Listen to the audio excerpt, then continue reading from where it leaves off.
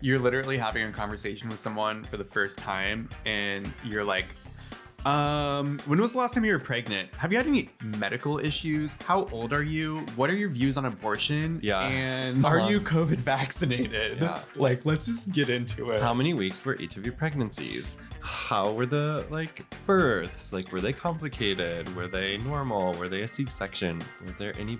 What shape is your pelvis? What else have we asked our surrogate? Interviews. Are you willing to breast pump breast milk? Sorry. Welcome back to Who's Your Daddy podcast, the show where we sit next to each other in between one microphone now. Wow. That's how we're starting the podcast, huh? Okay. We have, it's obviously been a week, considering God. You're like literally right next to me. Yeah. Yeah. Mm-hmm. So we've left our couch. We're at the table. And we have one microphone in between us, and we're filming with one camera. Matthew takes a red eye tonight, and we just don't have time to set everything up. So this is an episode that's a little bit different than our usual episodes. If you couldn't tell from this intro. Yeah.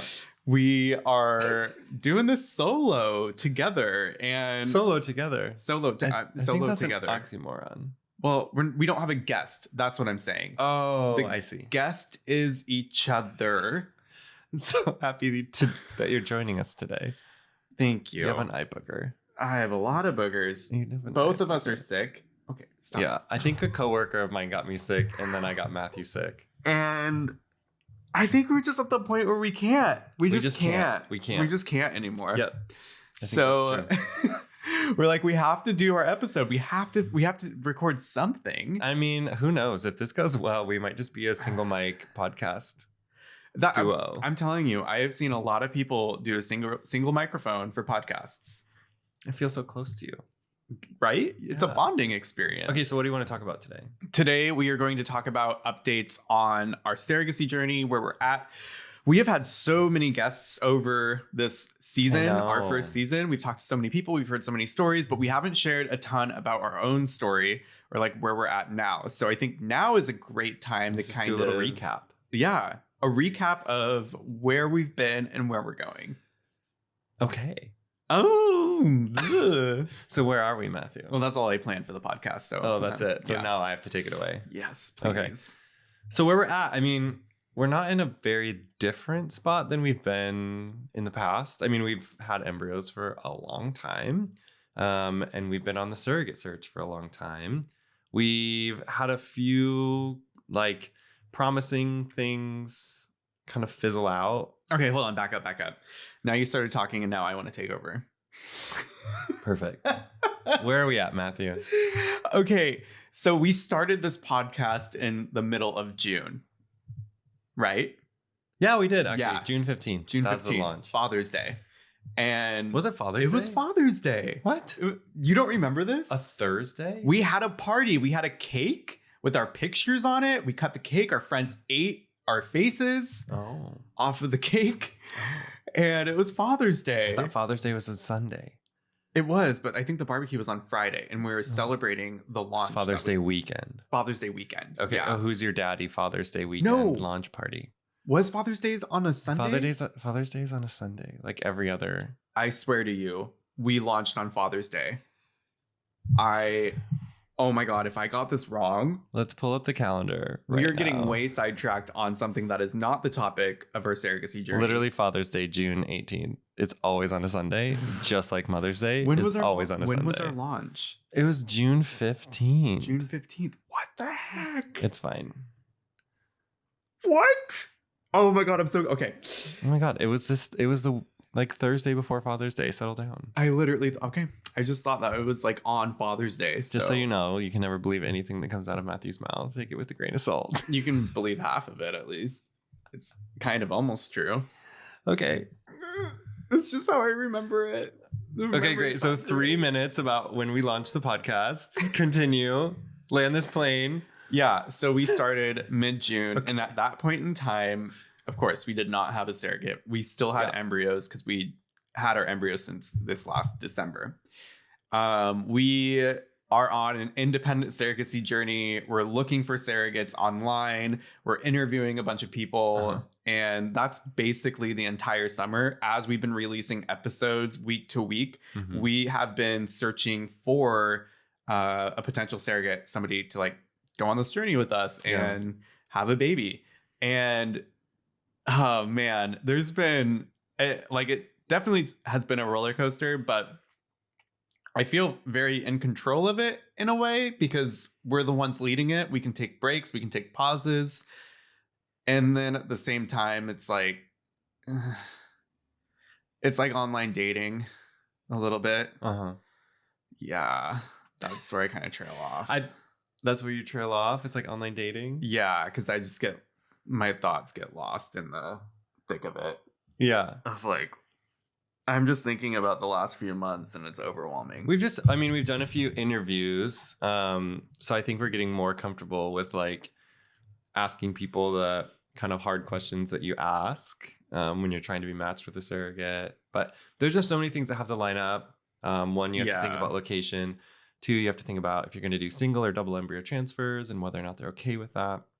You have to think about compensation and whether or not that's in your financial budget. You have to think about what do they eat? What does their spouse think about this? Are they stable? Are they working? Are they stay-at-home mom? Are they? And it's not like these are all preferences. These are things that have to line up or else it's not going to work. Well, I mean, a lot of those things have to line up. I mean, you could be a stay-at-home mom or working. Right. Like that doesn't necessarily matter. You're talking about like, what does the family think about this? If the family's not on board, the family has to be on board. It's not going to work. Yeah, you want the family to be on board. If you can't align on budget, it's not going to work.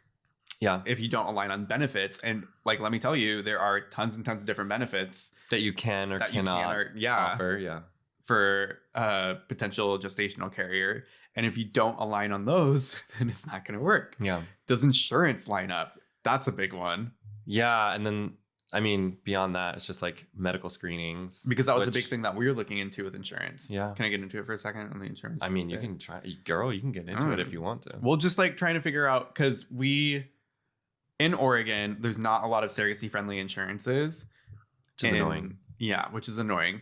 There are some states where surrogacy-friendly insurance is more common. Surrogacy-friendly insurance means that the potential gestational carrier or surrogate, their insurance plan will cover some of the medical expenses for surrogacy without requiring the intended parents to purchase a new insurance plan for that gestational carrier. Yeah. We spoke to some people that said Utah is pretty common to have a surrogacy rider, and we think maybe Texas. We're not sure. We're not sure. But I've heard Utah, they might have more surrogacy friendly insurance plans already caked in, like baked in.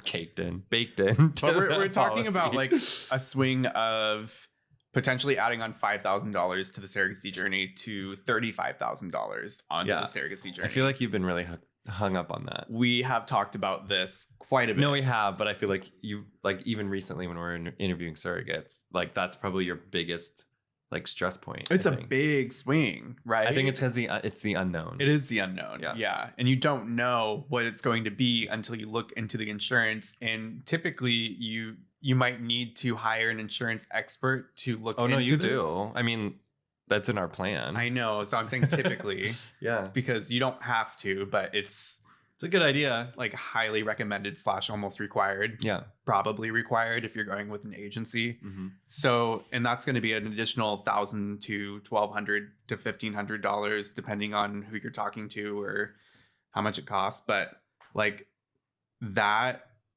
you don't know about the insurance until you hire that person to like look into it.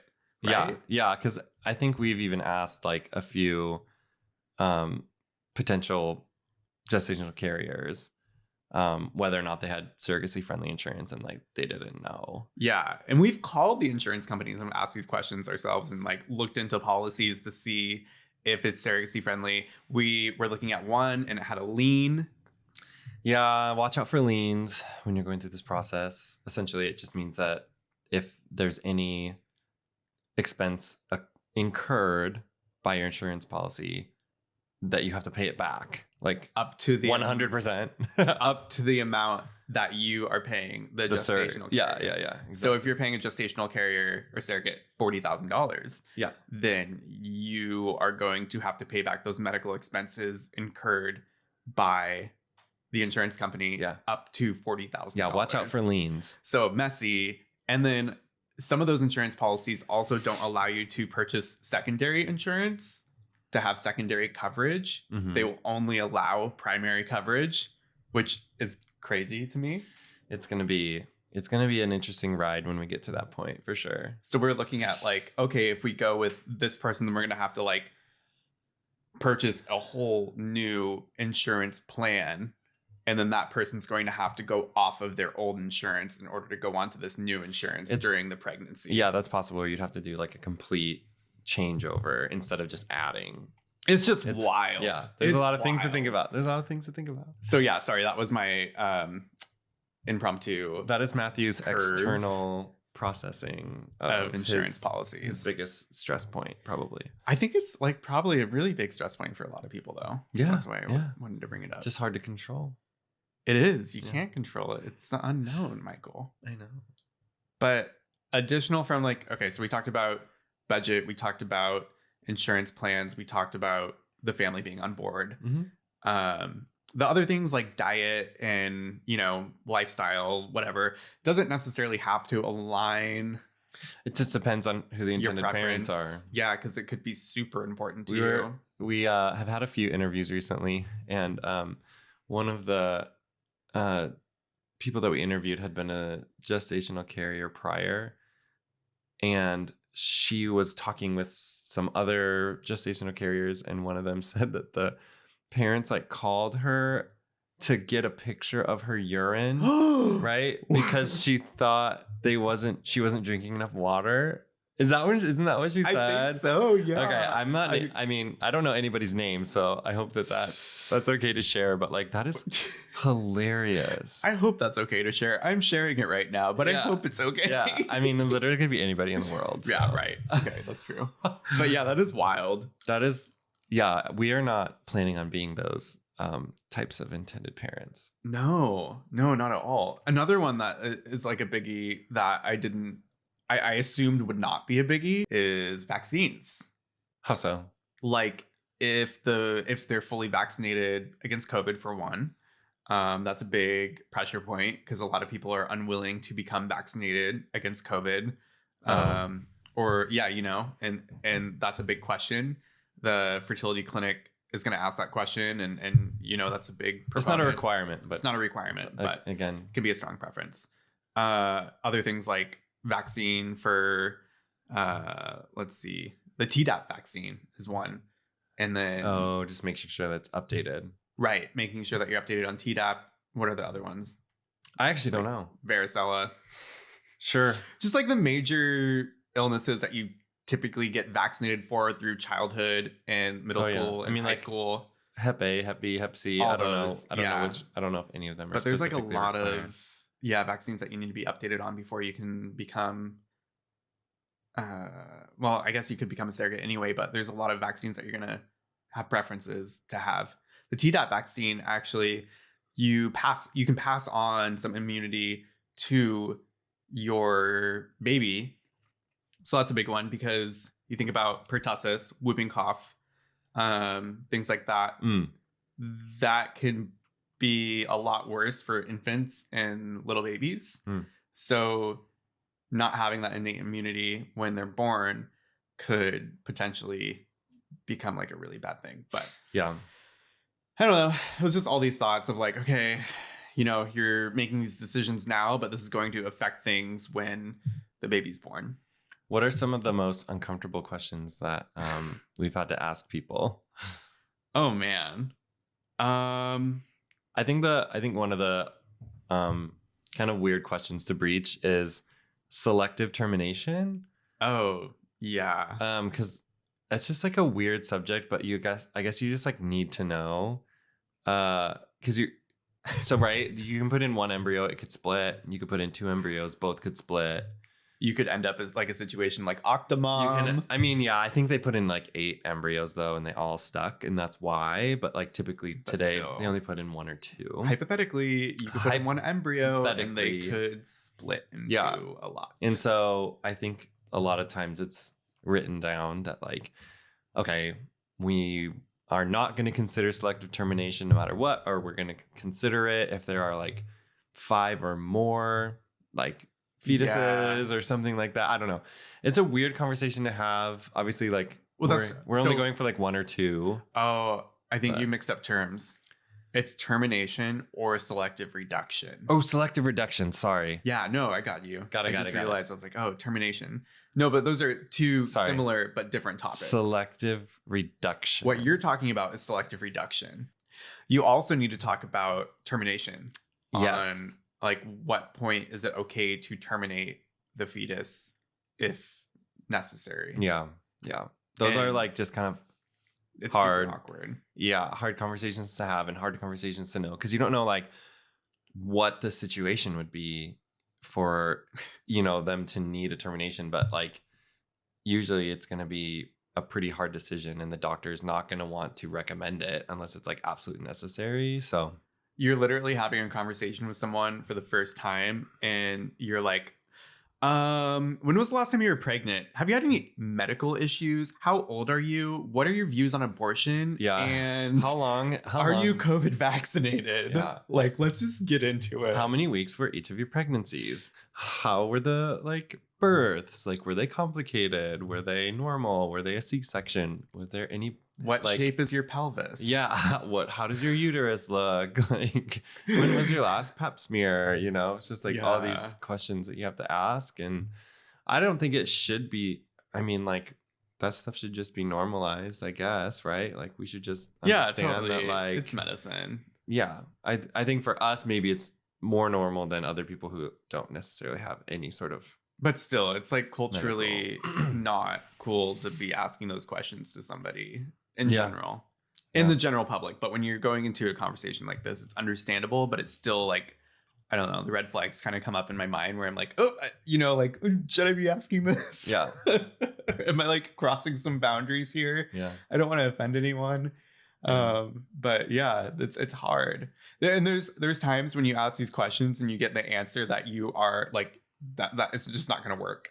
Like say, somebody says, I would terminate the baby if it, like selective reduction, if twins, if the embryo were split into twins, I would selectively reduce. You'd be like, okay, yeah, this is not going to be a match. Like absolutely not going to happen. Yeah. But I don't know. That's an obvious example, but there's many others. Yeah.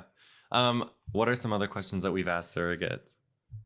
Ooh. We like to know what are their expectations of us, which I feel like would take a little bit of time to think about. Like, what are your expectations of the intended parents? But it's kind of like, how do you want us to communicate? Like, how do you want, what kind of involvement do you want us in your like normal life, like day-to-day life, like with your family or with your spouse or with your kids? And like, what happens afterwards, And I think we've been getting 2 kinds of answers. One kind of answer from first-time surrogates, which is, oh, I don't know. I just want you to be involved. And like, we can communicate over text and it'll be great. Yeah. Or like, just kind of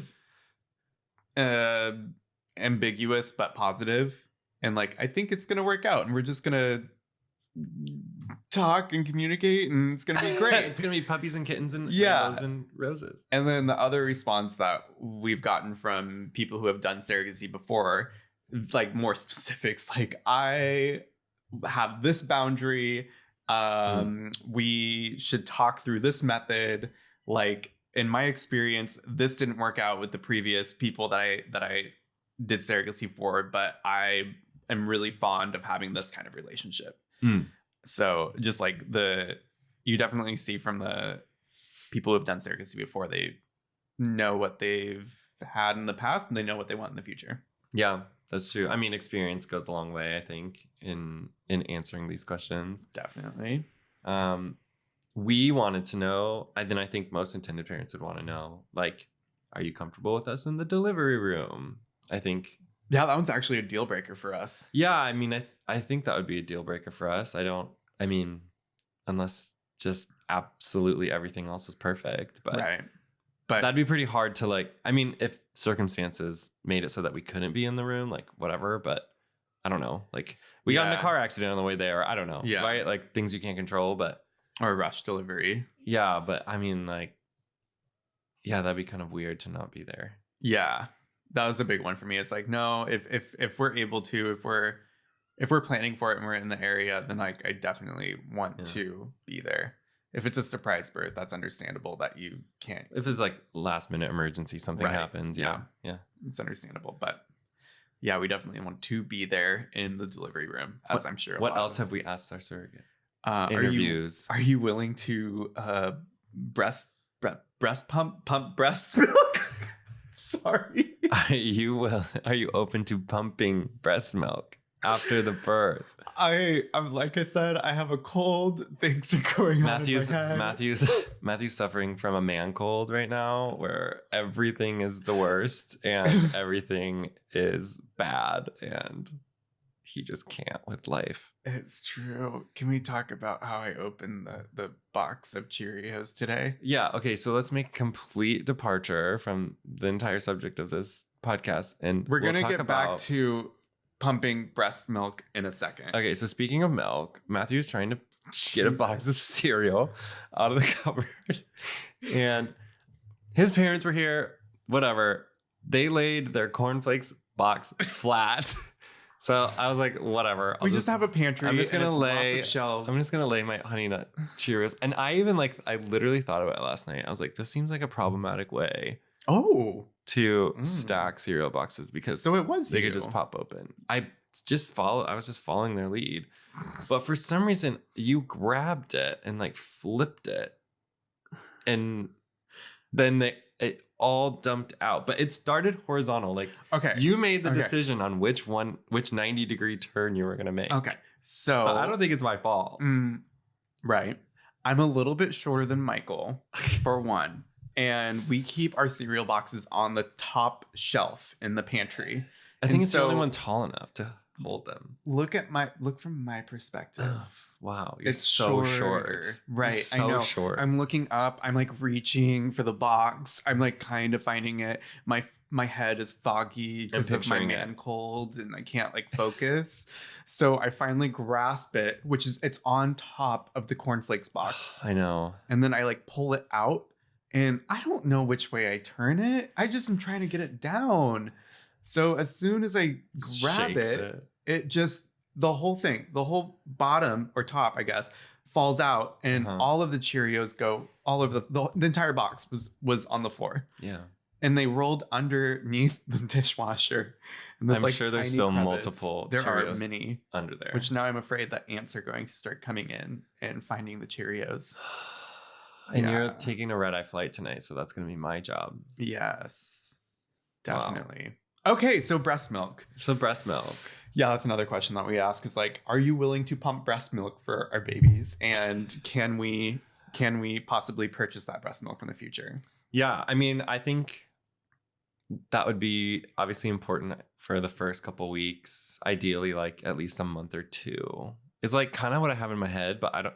Who knows? Because our surrogate could be in another state, and like that's just not going to happen. Shipping and like all that. Well, yeah. So typically, I don't think you would do shit. I don't think they would ship it. You can ship it on ice. It's just very expensive. But they have like breast milk banks, I think, like in cities that you can purchase from. But right away, there's like the colostrum, and that's like really like heavily packed with nutrients or antibodies or something that's really good for the baby. So, yeah, antibodies and all that. Yeah, so if we can get that at the hospital and for the first couple of days. Oh, that would be amazing. Yeah, that would be great. I'd be all for it. Yeah, another one that I think is a big important topic that I haven't given much thought about, but medications, if they're taking medications currently, and what that could mean for like I don't know, the layout of timeline for surrogacy. Some medications you have to be off of for quite some time before you can start the process of surrogacy. And I think in particular, we don't know that much about like mental health meds, like anti-anxiety, anti-depression meds that people might be on. I'm assuming that they would do a little bit of research on that and say like, you know, to find out if they can be a surrogate if they're taking that medication. But yeah, I think there's some, I guess we have to look that up too. There's just so many medications you could be on. And there's just various medications that are considered teratogens, be lethal or harmful to the fetus. I say teratogen. You say teratogens? Teratogens? I say teratogens. Teratogens. Teratogens. It's R-A. Teratogens. Let's Google it. Okay. No, there's probably multiple pronunciations for it. I learned how to say it in nursing school. Oh, wow. Teratogen. Teratogen. Teratogen is raw. No, it totally said rotogen. Teratogen. Oh. Teratogen. Oh God. It's okay. Teratogen. Oh my God. A teratogen. Teratogen. It's an A. See this right here? Radigen. Okay. Teratogen. Yeah, I get it, Michael. Yeah. I'm still gonna pronounce it teratogen. I know. No, please don't. Wait, what's the other word that you pronounce super weird? Wait, can you say this word for me? SYR. UP. Syrup. Say it again. Syrup. You usually say syrup. Syrup. Syrup. Syrup. Syrup. No, it's not. It is not syrup. Syrup. Like sir. Like syrup. You say syrup. Like there's an A somewhere. I also say surrogacy. Oh, you do? Yeah. Surrogacy. And so many people have tried to correct me. Surrogacy. And I'm like, yeah, I know, but I'm going to call it surrogacy. Teratogen. Sounds so gross. So you got to be careful with your teratogens. Teratogen. For surrogacy. Oh my God. Oh man. So yeah. Other questions that we ask. I feel like we had a longer list. Well, it's just like specifics of, are you able to travel to surrogacy related appointments? That's a big one because like our embryos are in Texas. Yep. So if we're talking to anybody who's outside of the Dallas area, then we have to ask like, hey, can you travel? Yeah. And that's a big one. Yeah. Oh, there's a lot. Another big thing I think is we've been talking a lot about like, does the potential surrogate work and what kind of work are they doing? And I think one important thing is like in your previous pregnancies, because typically if you're going to, you know, use a gestational carrier, they've already had 1, 2, 3 pregnancies already. Yeah. Is like, how did those pregnancies go? Like, did you have to take work off? Did you have to be on bed rest? Because that's something that we have to consider on like, well, one, is it like a healthy pregnancy? You know, like definitely. It's just going to like throw you into a really bad physical situation where you're unable to like, I don't know, function day to day. And I don't want to, you know, I don't want that to happen again. But then also like if you're responsible for lost wages, so you don't want somebody who had a really difficult pregnancy and had to take, you know, 3 months off of work, because then you have to pay 3 months worth of somebody's salary on top of everything else. So yeah, that's definitely one that I would get ironed out. Another one is just how involved do they want their family? I can see where it'd be maybe a little bit hard to wrap your mind around, like your mom being pregnant, but then that baby going to, you know, a different family because it's not technically theirs, and she's just helping grow them. And I think kids do a really good job with that sort of stuff. Like I think they grasp it a little bit easier than adults because they're not as like judgmental. But the surrogate the surrogate is the adult that has to like be able to wrap their mind around that as well. And the spouse that's maybe, you know, helping them go through this process and like helping to grow someone else's baby, you know, they have to like have their mind wrapped around it too. So. Yeah. And okay, so I just thought of another one that is like a deal breaker. Watch out. Well, not so much on our part, but like there's a lot of people who are surrogates who are with an agency, and they might not be able to do surrogacy outside of that agency, or they might already be like, Oh. you know, kind of tied up with an agency and they're not looking to be able to do an independent journey. Oh. So there's plenty of people that I've inquired with us, or I've inquired with them, and it's just been like, nope, I'm with this agency, can't, or like, are you, or mostly it's framed in the way of like, would you be willing to work with this specific agency? And then I'm like, no.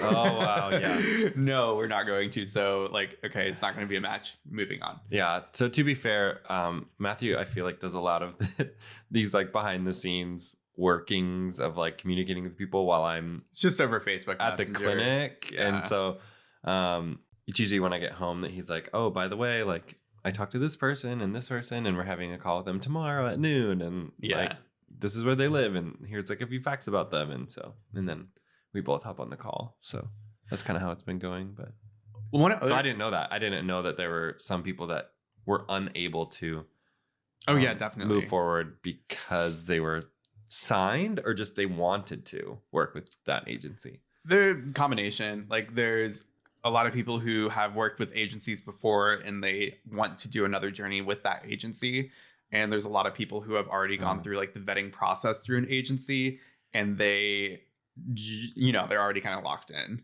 They've done all that vetting, they're ready to go. Oh, okay. Why are they in a surrogacy Facebook group then?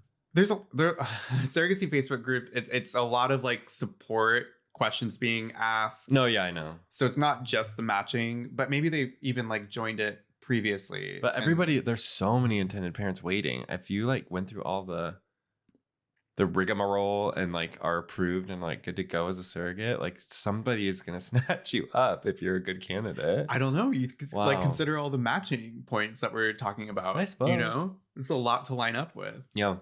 I mean, speaking of agencies and all that, this summer we started looking independently. We're looking on Facebook, we're looking on our own, but we actually had a big change happen, and we're really excited to talk about kind of like the help we're getting now that we have Family Match Consulting helping us to find a surrogate and help us vet a surrogate.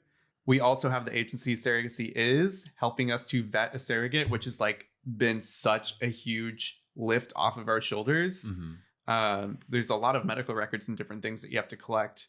And there's just so many steps once you find somebody that you think is going to be a good match. Yeah. So I would say we're doing this sort of like faux independently. It's like a hybrid. It's like a hybrid. I think like we're doing most of the outreach and trying to like discuss and talk to surrogates, which I think usually people rely on an agency to do. Yeah.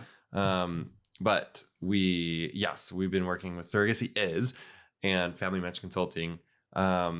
For when we find somebody, they kind of have been helping us like gather the paperwork and go through some like initial screenings and things, which has taken like, we've gone through it with at least one person to a point, and it took a couple weeks. So oh no, it took a couple months. A couple months. They did a lot of not on their part. Of work. Not on Surrogacy's part. It was actually because of like waiting on medical records, waiting on the doctors to get you have to get a doctor from oh my god, I can't talk right now. You have to get a letter from your OB for clearance. Okay. To make sure you don't have any teratogens. Exactly. For surrogacy. But that can take a long time because you're literally waiting on somebody to like write an approval letter. Yeah. I don't know.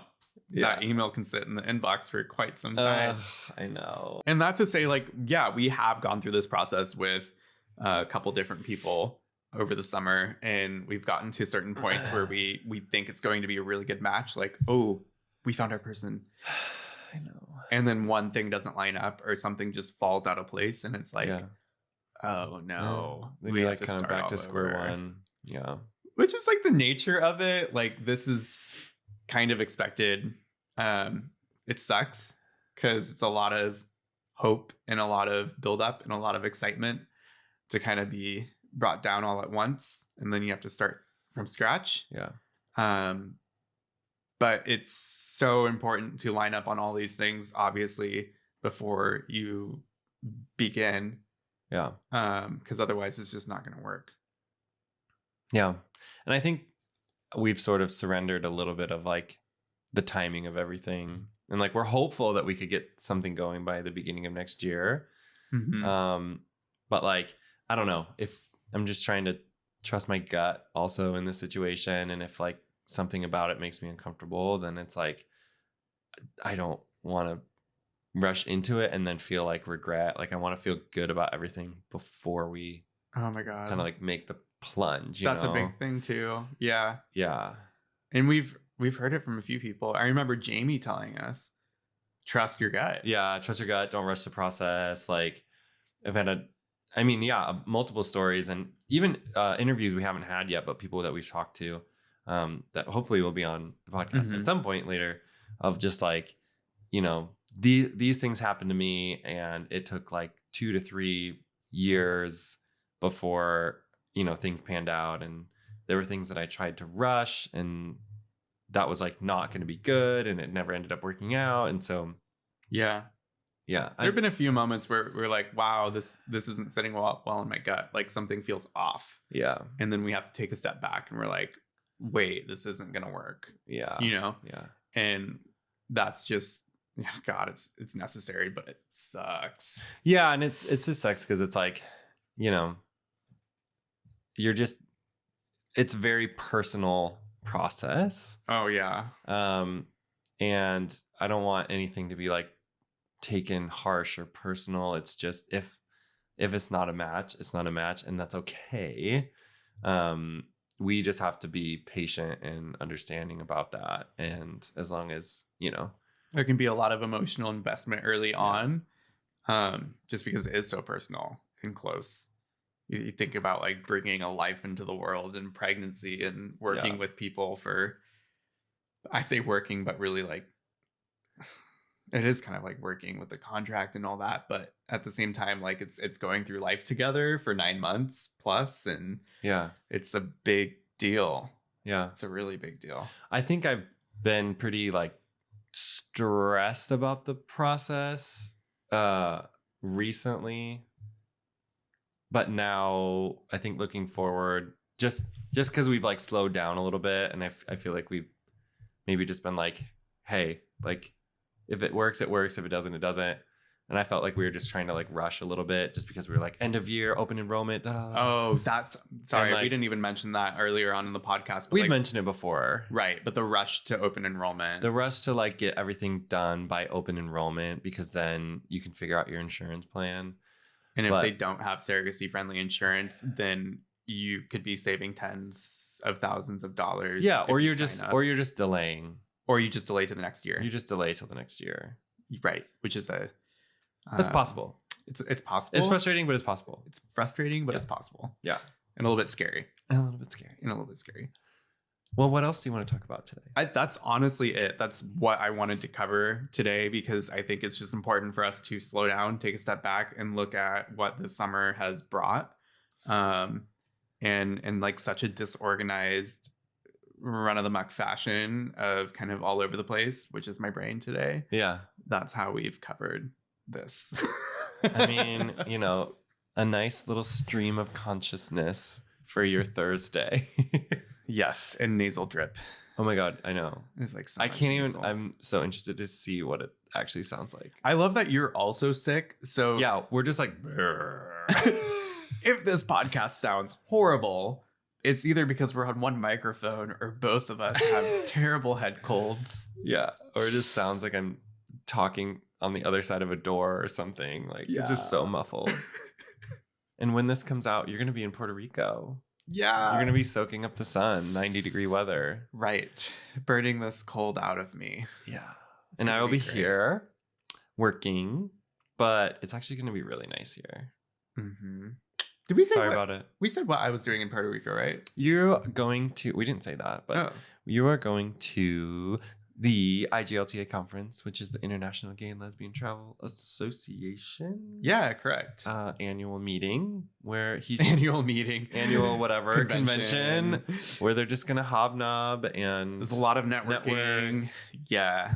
If you only know us from the podcast and don't know us from other social media stuff, a big part of Michael's and my business of what we do online is LGBTQ plus travel. So we highlight destinations, we highlight businesses that either work really well with LGBTQ plus people, are great spaces for queer people, or that are like owned and run by queer people. So that's a big thing that we do.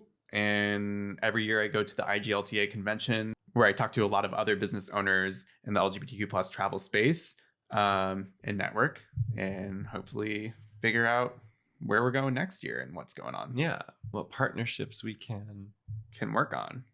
Next year. Yeah. Best of luck. Best of luck to you on the following 4 days of work. Oh, it's all good. We just got back from Japan, which was like 10 days. And it was really, really amazing. It was incredible. Very, very hot. Which I will see our friends in Japan, in Puerto Rico. Yes, you will. You will. They were so sad. But I was like, I cannot take work off for that. And then this like a month later, and then go into holidays. I'm gonna stay here, stay put. Oh my god! And one last thing. What? One last thing is that just reminded me. I took up a position working as a vaccine clinic nurse. Yeah. For the fall and winter. How did it go? How did it go? I mean, you've already done a few. Yeah, it's been great. It's so much easier than the intermediate care cardiac unit that I used to be on. Yeah. But it's awesome. I get to hang out with people at a pharmacy all day and give COVID shots, give flu shots, give RSV shots, and all of the vaccinations. He's scrubbing in once again. Yeah, but it's super flexible. I get to choose my own hours, and I'm just like filling in as part of like the vaccine effort to get people vaccinated. That's awesome. Good job, babe. Yes, getting it.